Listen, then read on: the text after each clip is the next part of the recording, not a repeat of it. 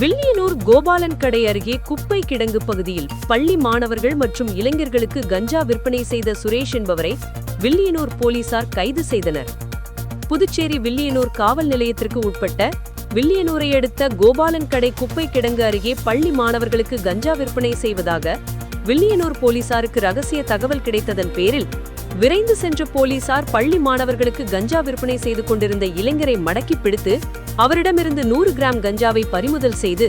வில்லியனூர் காவல் நிலையம் அழைத்து வந்து விசாரணை மேற்கொண்டனர்.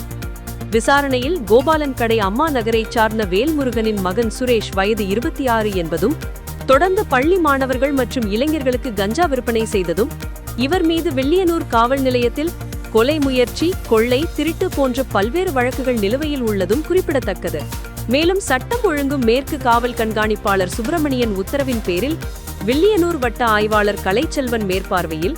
உதவி ஆய்வாளர் திருமுருகன் கஞ்சா விற்பனை செய்த சுரேஷ் மீது வழக்கு பதிந்து மேஜிஸ்ட்ரேட் முன்னிலையில் ஆஜர்படுத்தி காலப்பட்டு மத்திய சிறையில் அடைத்தனர்.